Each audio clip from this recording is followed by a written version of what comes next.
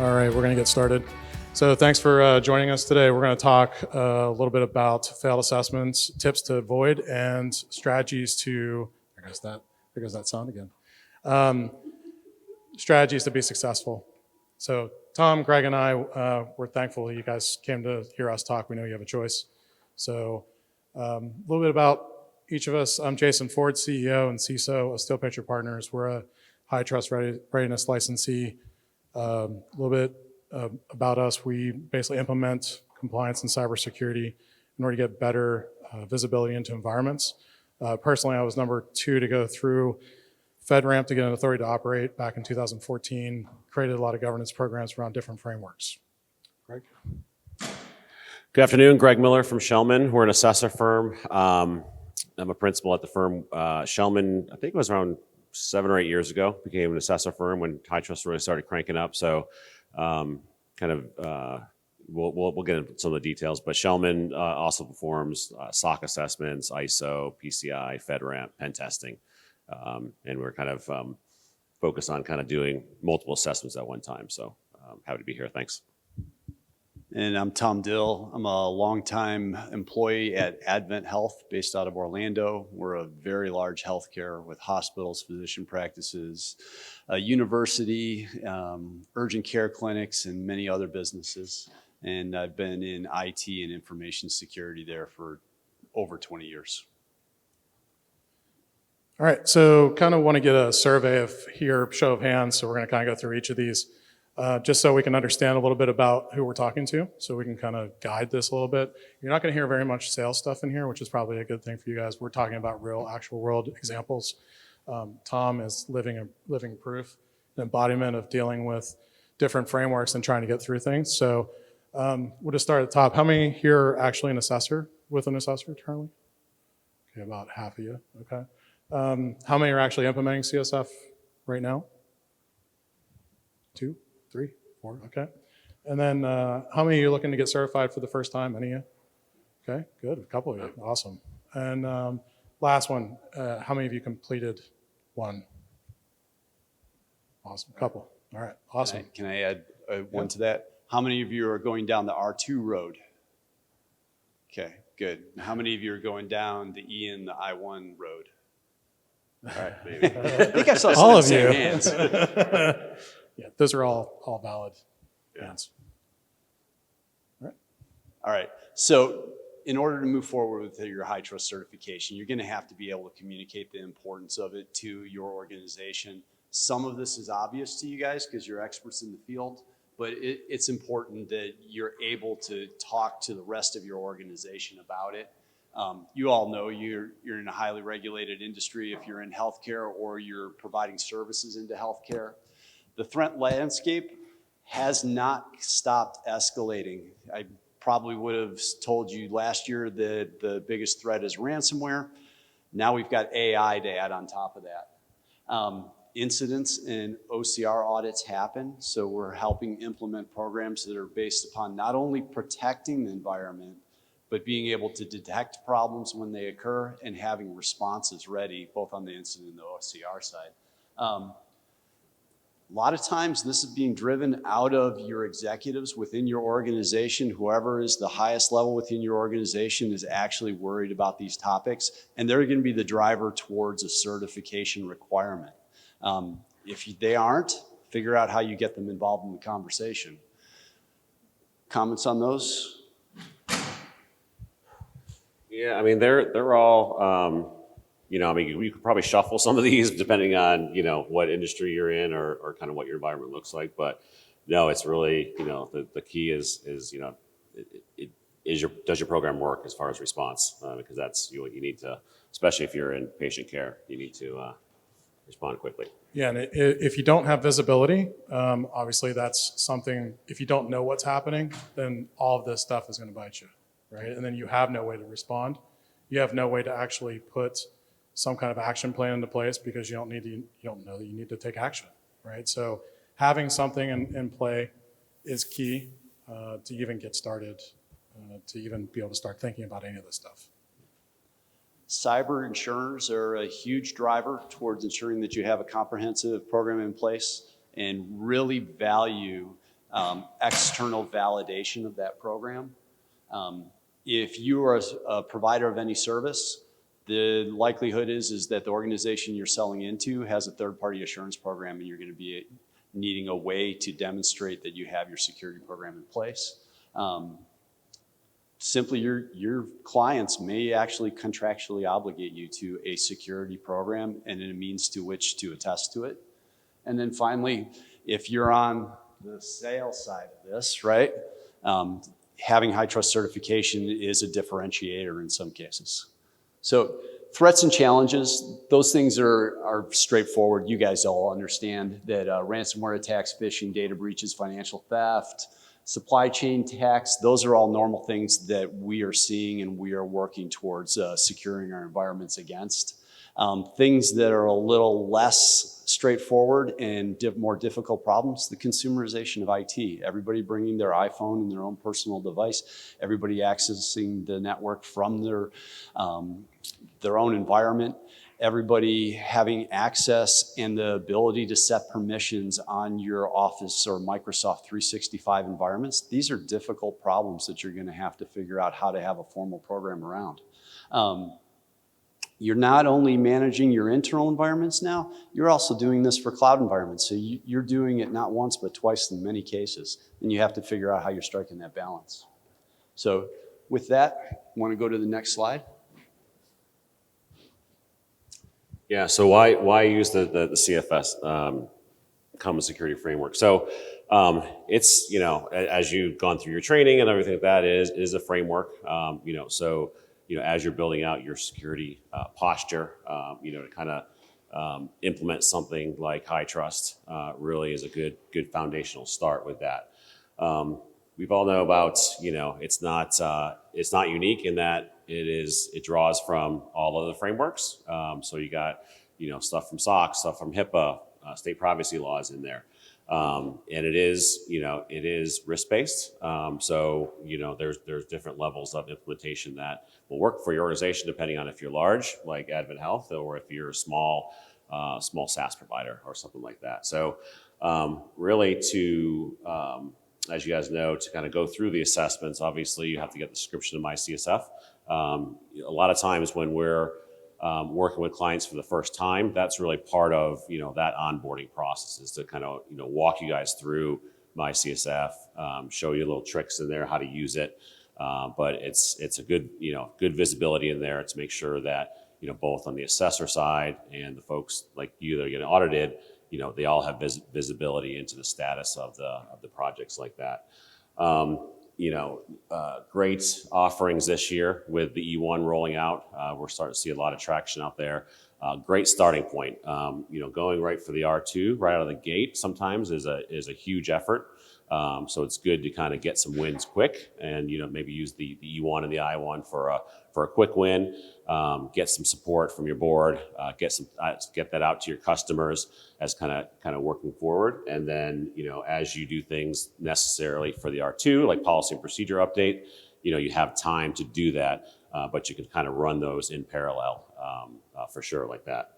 Any comments on the first three buckets, guys? No, well said. That's it. That's it. Okay. Going through the QA process, obviously HITRUST is part of the process.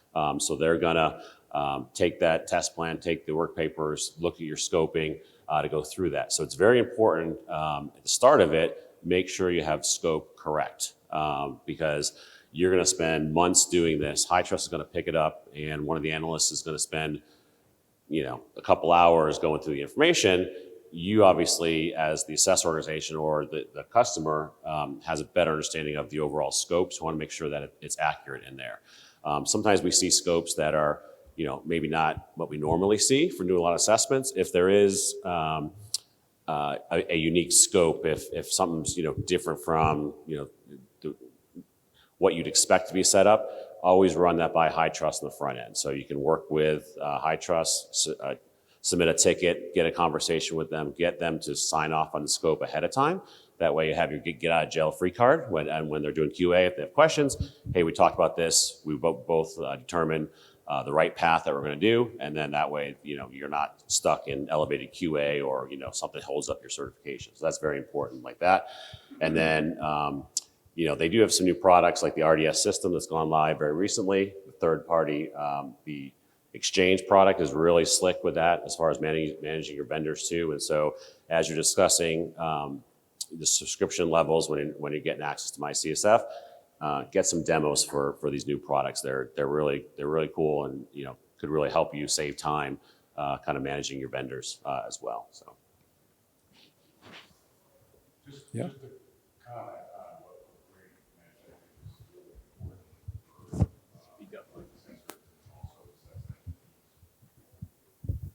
Is that better? I used to be at HITRUST for 5.5 years. I'm not there anymore. Is Dennis here? Where is he? There he is. Okay. I can't stress enough the importance of collaborating with HITRUST up front, right? I could tell you when I was there, I would hear all the time from assessors and assessed entities, well, we're afraid to call HITRUST because they're the quote unquote regulator, right? And we don't think that we can talk to them and vet these things up front.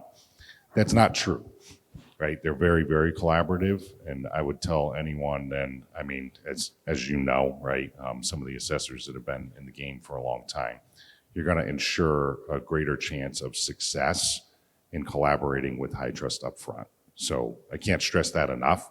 They want to talk to you. They don't want to get to the end of QA, as Greg mentioned, and give you a gotcha, right? Because that just makes everyone's life miserable. So lean in, leverage your assessor partners with that level of collaboration, and work with HITRUST up front to get some of these things answered to make sure you're looking at it the right way. Yeah, a real world example of that.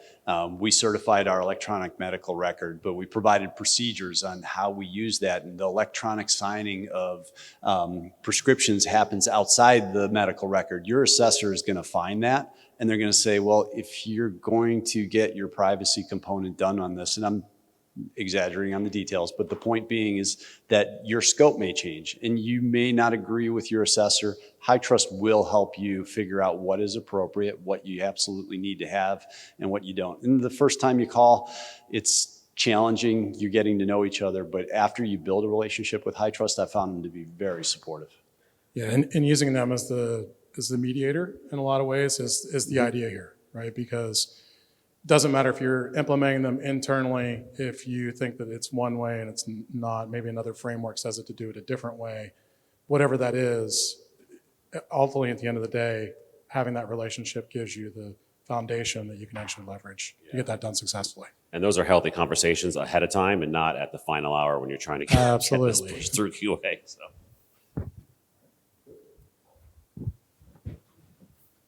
All right, so some of the prerequisites, and if you're going to take anything out of this is a summary slide of all the slides after this.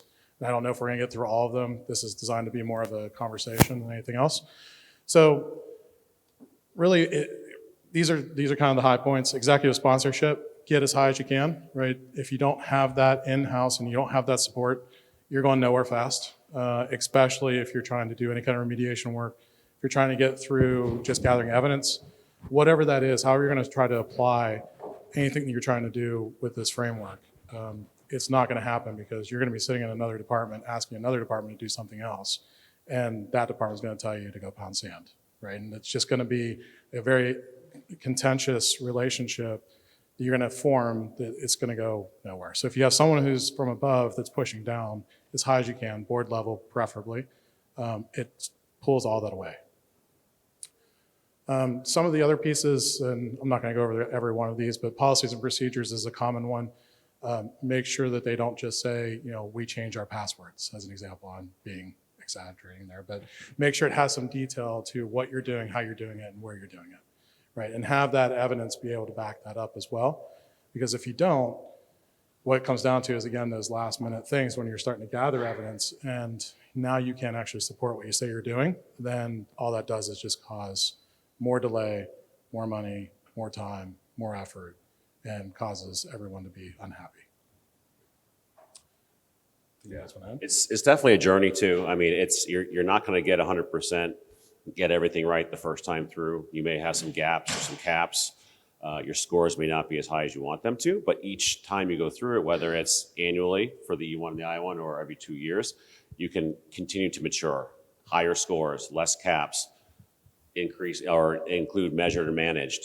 In Tom's case, they're going to do some of the internal assessor program next year. So really kind of getting better each year. And then, as you're reporting to management of the board, you have a good story that, it's a journey and you guys are getting better. And hopefully that's going to make your overall security posture better, on a continuous basis. Yeah, and it is that. Don't try to do everything at once, right? Get enough stuff in place to get past, and then from there, mature the process, right? It's not something that happens overnight. It can't, right? There's just too many moving parts. It's too complex. There's too many people involved, right? And this is as much of a culture shift than it is anything else, right? Technically, you can implement anything, right? But people helping you get there, that's the hard part. So keep that in mind as you start going through this. All right, so speaking a little more to executive sponsorship and scope, you will need to involve more than just the IT department when you do a HITRUST certification. HR gets involved, privacy gets involved. If you're in the covered entity space, your records management or health information management department will get involved. You'll have legal and I left one out. HR. But you get the point. And to get those other departments involved in your assessment, you're going to need somebody in executive leadership, not only to be backing it, but going out on the road in their presentations, doing their leadership updates, saying HITRUST is important to us, certification is important to us, and everybody's going to participate. When you get that sponsorship, you're going to have to define roles and responsibilities. People need to know what they're on the hook for. The concept of a RACI diagram, if you haven't used it, a RACI is a great way for people to sit down at a table and agree who's going to do what through this process. Leverage it. It'll make all the difference in the world. And then finally, if you have the internal expertise, great. If you don't, make sure that you're getting outside help early on and where you need it. Some of that might be to implement particular controls or areas. Those are your advisory groups. And then you're going to need a validated assessor. I can't stress enough how important it is to get your validated assessor organization involved early. One, it's almost a dating game. You get to find out if you guys work well together, because not all assessors and implementers do work well together. You may need to change.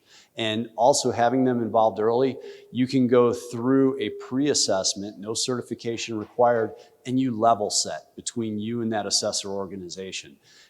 Understanding where each party is coming from so that you work well together through the validated assessment is very, very important.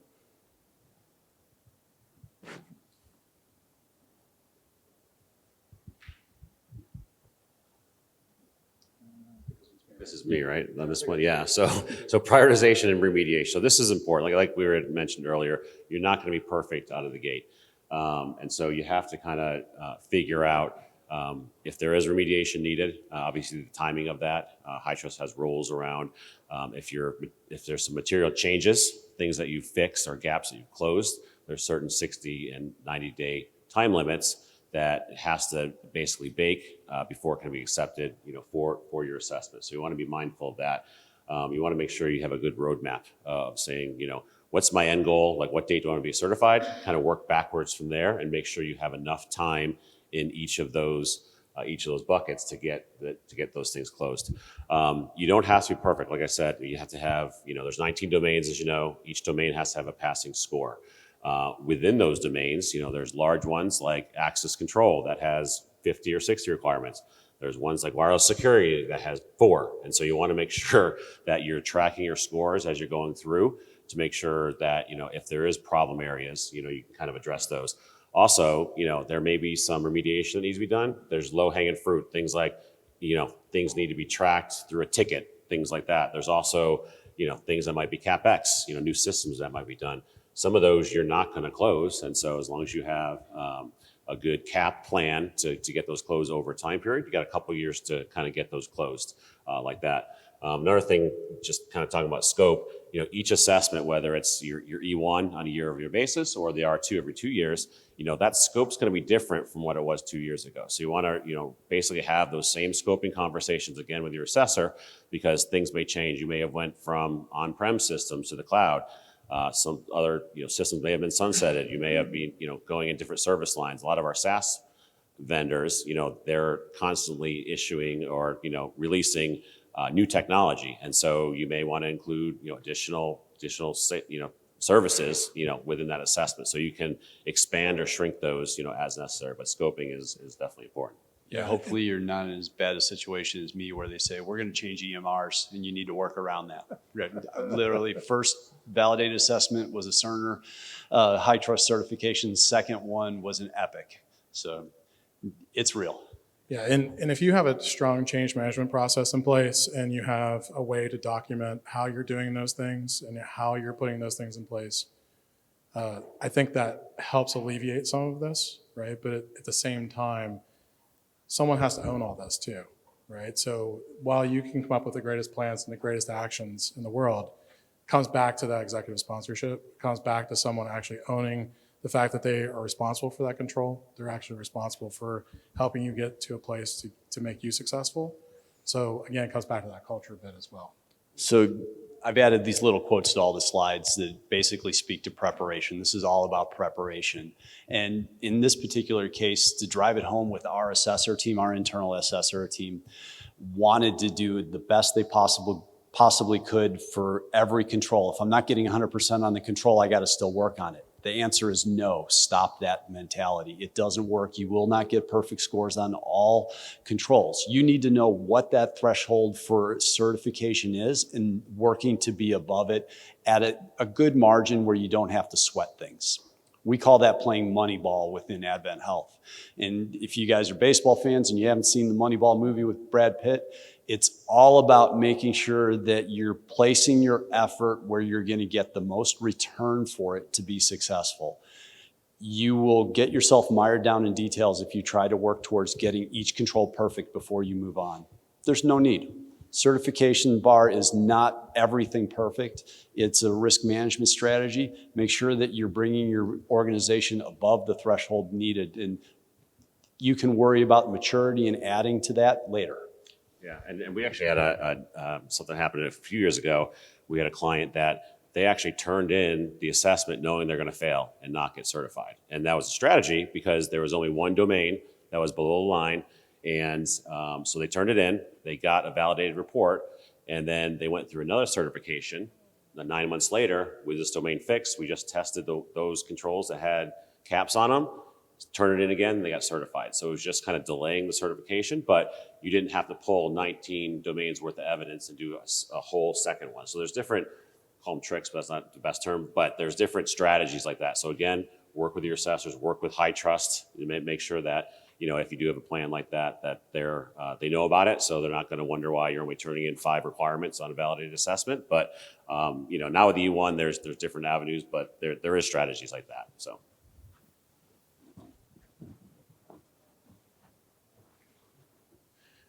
So just like with anything, you want to pregame, right? You want to know what you're getting yourself into, and no different here.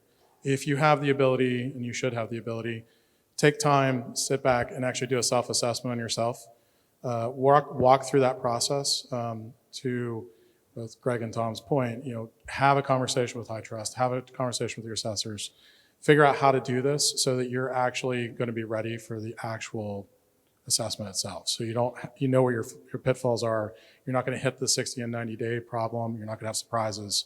And as you go through that process, have conversations where you're weak. Don't be afraid to say, I feel like I'm weak in this area. How can I get better at this so that I don't have a score that's below, right? And then you can actually start addressing those in a time frame that's on your terms, not on an assessment term.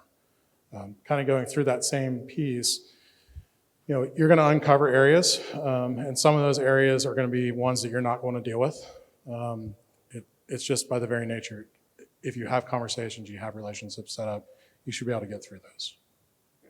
And it is a difficult process. And so if you need help, don't hesitate to reach out to companies, advisory firm that can kind of help you with it. I mean, Tom's got a great team to support him, but some of you guys are a team of one, and HITRUST is a big lift. And so, bring in some expertise. There are, firms that can come in, help you do your policy procedures, but they can also manage the process for you too. They can be your project manager, and that's going to be very helpful. They've been through the process. They do this all through the year. They got great expertise. And so, sometimes it's not worth going through a gap assessment with your assessor if you have gaps all over the place. That money is better spent with an advisory firm who can kind of close those for you, help you get prepared, and then it's going to make your assessment go a lot smoother. They can do some mock audits and things like that. So there's definitely a lot of firms out there that can help you prepare for it. So kind of leverage on the experts like that for sure. All right, let me throw you a softball. Yeah. As a validated assessor, can you help me prepare for an assessment? I cannot help you prepare for assessment. Assessor firms can do advisory work. Shellman does not do advisory. We kind of keep that line very clear. And so, no, I can't write your policies and then audit them. You need kind of a separate team or separate firms to do that work for you. Yeah, so the point is if your validated assessor organization is in there going through the assessment, you can't ask them for help on how to do things. You should have that done ahead of time. Or find someone that can help you with it, right? So those of you who raised your hand on an R2 assessment, your documentation is absolutely essential. You're going to be certified against the maturity framework, which means policy, procedures, implementation, and if you're ready for it, potentially measured and managed. Policies and procedures make up a big part of your certification score, and the bar is very high on the HITRUST side to make sure that your policies address the HITRUST requirements and your procedures are of sufficient detail that so somebody who is in that role knows what system they're working on and to what level they need to do a particular task. A lot of organizations have very basic procedures or don't have them mapped to the HITRUST controls going into the assessment, and that makes it difficult to get certified. Have an audit plan that you can work to. That may be in a GRC, that may be elsewhere. But if you have an audit plan, you can reuse that plan. Don't approach the HITRUST certification as a one-off instance because you will likely have to do it again. And if you are able to build it into a process, you're going to be much more successful year after year. All right, and then speaking of repeatable processes, consider using a GRC. Use a tool that's going to allow you to be successful. Ultimately, a GRC is nothing more than a workflow tool. If you can build out your own workflows in a basic platform like SharePoint or ServiceNow, you can do that. But there are dedicated GRCs, whether it's Archer, LockPath, Keylight, or elsewhere. Those will allow you to load up the HITRUST controls, map them to what your processes are, and then create those repeatable processes. If you're in a large environment, that's going to let you be successful. And those platforms, I mean, there's tons of GRC vendors out there these days. And so, they like to tout the benefits of it, but it's not going to guarantee you HITRUST certification. It's certainly not going to, create your framework or your security posture for your organizations. It's a tool and it can help you, but it's not going to guarantee it. So if you think you're just going to, spin up an instance of it and it's going to, take all your hurt points away, then you're wrong. It's really kind of, once it's set up and kind of gone through a few cycles, then yes, it can be a very effective tool for maintaining your documentation, but also, going through the actual assessment. And don't be fooled, it's not a light lift to put a GRC in place, right? It's no different than a SEAM, no different than anything else you're going to put in. It takes effort, it takes time, right? But what it does do to that point is it does put you in a place where you can have a repeatable process, right? Now you can have a control owner that's assigned. It's going to automatically reach out to them to ask them for some piece of evidence at some periodicity of time that you define, and it's going to be automatic, right? The only thing you're going to get is exceptions to that rule. If you do it right, then a person of one can easily, effectively use that to become almost a whole compliance team.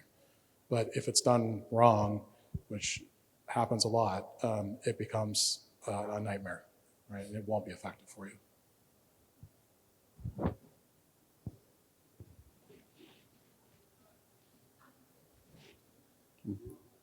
Did me? Okay. All right. So benefits of high trust certification. So obviously, if you are, well, it's different benefits for different different services, different companies.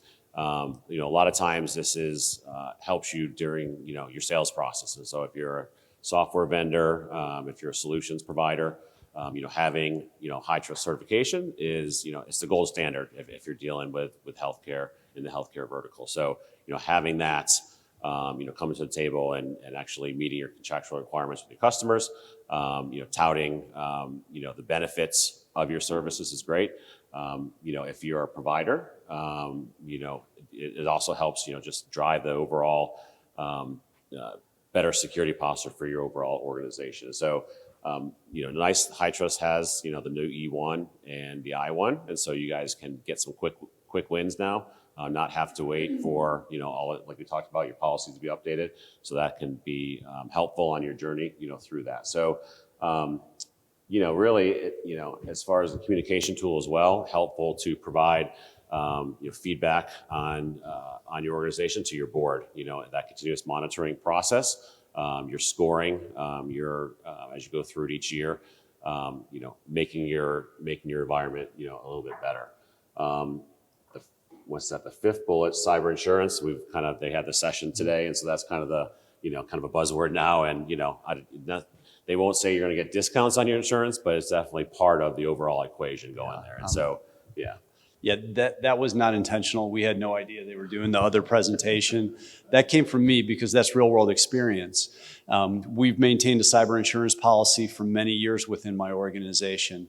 And what we've seen is through a broker, and ours is Marsh, right? They're the ones who help us get to the carriers themselves. We've had to present on our information security program to all of those underwriters and demonstrate the level of effectiveness. So not only are they asking specific questions on what you're doing from a comprehensive information security program, they're asking whether or not you have third-party attestation to that program that it's in place and effective. And we've been able to demonstrate to our underwriters that the program's there, it's mature, and we've seen all of these across our organization. So somebody over there was pointing at the slide, maybe you're pointing at this.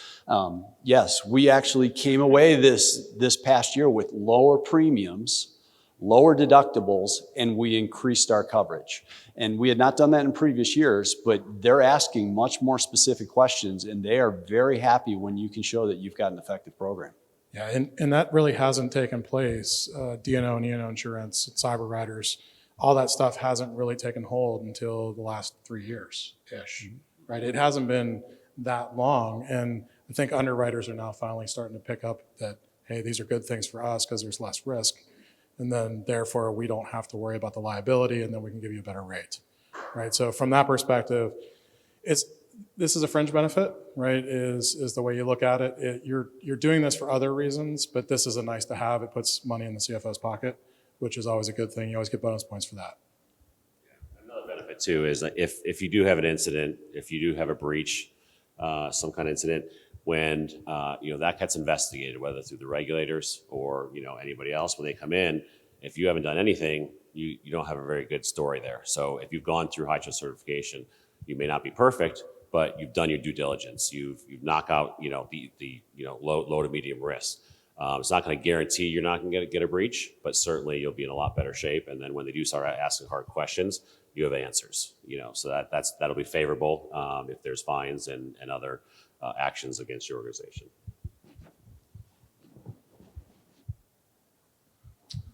Yeah, I think this is me. So again, if you have the internal expertise, you can leverage it. Tom has a great team. They work year round on this stuff. So they've gotten better every year. They're seasoned experts like that. But if your organization is going through it for the first time, again, bring in some experts, bring in some advisory folks to help you get started. Templates are great to get started for your policy and procedure, but because HITRUST is very specific what they want, the template version is not going to work for your procedure. Your procedure is going to be who does it, how they do it, when they do it. And so it's going to be very specific run book style. And so templates are good to get started and get some momentum, but you need to get those customized for your organization because they will be reviewed for the R2. again, if you do need assistance, the better off you are to start early in the process. Yeah, regarding internal expertise, that's on two fronts.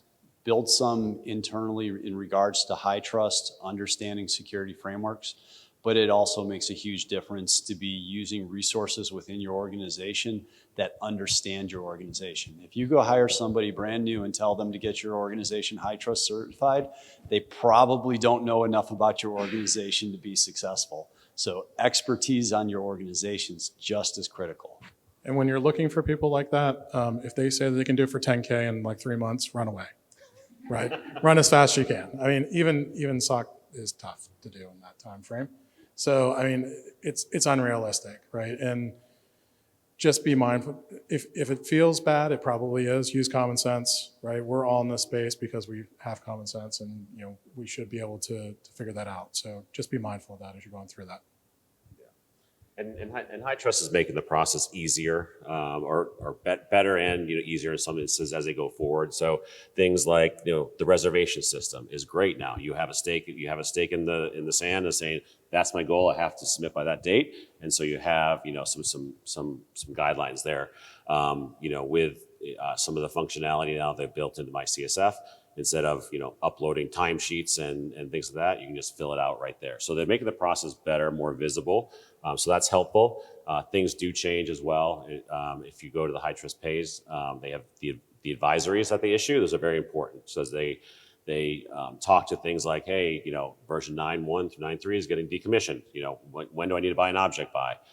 As the threat landscape changes, they also advisories around that, saying, well, some of this methodology was written 4 years ago. It might be kind of out of date or needs to be tweaked. And so they'll release advisories to make sure that you are approaching things. And so it is current in that nature. So, all right. Thank you, everybody. We appreciate it. We're going to open it up to questions. I just wanted to say I take it as a compliment for every one of you who put your phone up and took a picture. That's what I do when I'm over there, right? That means the content was meaningful. Also flattered that there are past and present HITRUST people in the audience. They're listening to this too. So those of you guys who are trying to figure this out, just know that they're working towards making this a better process every time, and you should be engaging them at every possible opportunity. Yeah. And they want to hear from you. So if you have a better idea of the process or comments on it, tell your assessor, tell HITRUST. I mean, they want to make the process better. It's not a perfect world, but they're going to try to make the process as smooth as possible and provide the tools both for yourselves and for your assessor or for your assessor and advisory people, that they can follow those as well. Yeah, just communicate, right? I mean, you've heard us say that nonstop. It doesn't matter if it's internal, external, find resources. If you don't know, there's always YouTube videos. There's enough webinars out there. There's all kinds of things that you can leverage. Leverage the tools that are in front of you, right? Try to educate yourself, put some time and effort into it, and you'll be rewarded by it. Collaborate, right? Collaborate, exactly, as it says. Thank you. Thank you. Any questions?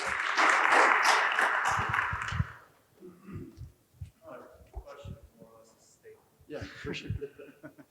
No, I was the guy who was pointing at the slides with the cybersecurity. I was actually the one who asked the question this morning, or the broker, if there's actually any difference in premiums, and that's when they said, they flat out said no. So I appreciate the clarification that you guys said that there is real world experience that actually is a thing.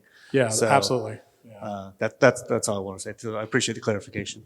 Yeah, underwriters are trying to figure out how best to cut their liability, cut their risk at the same time as still collecting your fees. Right, so it's no different than Progressive putting the snap-in module in your car, right, to see how fast you're driving and doing all those measurements. It's no different here, right? It's just at a different scale, and that's how you have to look at this. Is they're in the business not to pay claims. So how do they do that? Well, they reduce the risk, and the way you reduce risk is use a risk-based framework, right? And that's what we're all here for. Yeah, I was going to make a comment as well on that. What we've seen is there's some organizations that will go down the path of HITRUST certification purely to reduce their cyber liability insurance. And there's real use cases where if they cut 2 to 3 million off of it, and they can go through a validated assessment for a lot less, especially with health systems, that could be a main driver. Exactly, it could justify it, right? And exactly. So I think as Tom said, Advent is living proof, and there's a series of others that I'm familiar with as well. And then I had one question. I think with all the wealth of knowledge in the room and in the spirit of the session of, common pitfalls and failure points, what is everyone maybe seeing? I'm sure a lot of organizations have this question. What is the most common area of failure when we think about HITRUST, whether it's from a domain perspective or whether it's particular controls? I mean, in my experience, vendor risk, third-party risk management, that domain was oftentimes the one that we saw to be the weakest and maybe the hardest one to achieve. But I'm just curious, if anybody else has any other experience. Year after year for us, it's been access controls. Getting your identity and access management team doing all of the requirements that HITRUST has been difficult. That is the domain we play Moneyball in the most. Yeah, and I would say coming back to getting executive buy-in and not having that time, you think it's going to take a short amount of time when it's really 4 times longer than that, right? And that leads to even 2 times longer than that, because now you have to go back and rework the damage that's created from you not creating those relationships and asking something that was out of scope than what you had before, right? So if you don't have all that lined up, it's a non-starter, right? And you're fighting a political game at that point. And work with your assessors, because I mean, you're in it together. And so I know for Advent Health, we have a weekly stand-up call. It's just, sometimes it takes 10 minutes, sometimes it takes the full 30 minutes. But vetting those issues as you're going along, you may not have anticipated those at the scoping part, but as you get into the meat of the testing and start reviewing the evidence, other issues come up. So you got to be flexible on the process, and then you got to figure out what makes the most sense, during the assessment. It's just a follow-up to what they were talking about on the reduction in premiums. Was that based on an R2 certification, or are you seeing that with the I1 or and the E1 as well? Tom, you can go first. So the example was R2. We're a huge healthcare organization. We've always gone down the R2 route, but you guys as an assessor organization see more. So have you seen others?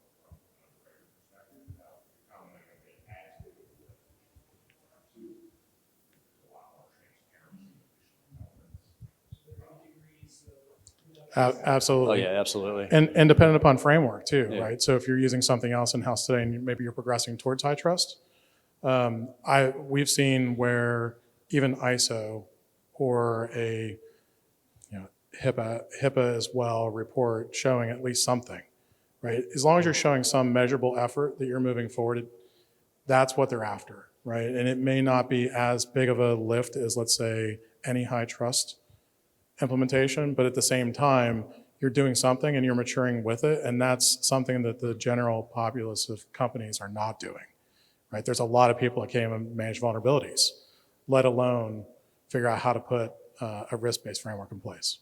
They don't like SOC. No, SOC 2s are out. I didn't say that word. Want that on the record. Yeah, SOC 2, because everyone probably knows this. Just because you can make up kind of what you put inside those, there's no real teeth to it, if you will. And on top of that, like, no 2 reports are alike. So there's no way to kind of gauge what one report's doing over another, so that they don't hold enough water to make a difference. Okay, so moving along from the insurance part, regarding failure of assessments, is there a difference? Because I've seen some assessors basically using their own tools instead of directly my CSF. Is there a rate of success in that? Or you can use either, basically? So that's where all your reporting is. So whether you just get a validated report or you get a certification letter from there, it's got to be in my CSF there. So evidence collection can be in a CRM tool. It's eventually going to be uploaded into my CSF as part of the QA process. So you can do evidence collection and review and things like that, but eventually it's all going to end up Yeah, in the portal. and you can use other tools outside of that, like a GRC system that we were talking about before, where you're creating an internal process that's going to be aligned heavily with HITRUST in general, right? So all the stuff that you're doing inside that, all you're really doing is you're creating all those process flows. So whenever you get into the actual assessment or audit or attestation, basically what you're doing is you're giving the ability for the auditor to log in and say, here's your view into this. Here's all the evidence I collected. Everything that I have is my business process. And then you basically can export all that out into a format that they can consume. And then you interact with the MyCSF, because really you're going to be using your GRC tool internally with all your people, not the MyCSF framework tool, right? So your finance people aren't going to log into MyCSF, right? They're going to log in your GRC platform in order to submit evidence. Got time for one more. I wanted to comment and appreciate the input on that. The journey is a cultural shift. That's we've seen that as being a significant impact. And to your point, Tom, one of the things that you did to address that was to provide specific direction on what you need to do to align with particular requirements, to get the organization to align with that direction. If you don't do that, and that includes across the board, like you were talking about, what is HR going to be doing, right? If you don't engage all that, collaborate across the board with the entire organization with that in mind, then the cultural shift actually winds up becoming the impact that doesn't allow you to go forward. Absolutely, yeah, and that's well said. It's well summed up. So thank you everybody for coming. Really appreciate it. Hopefully you got something out of it.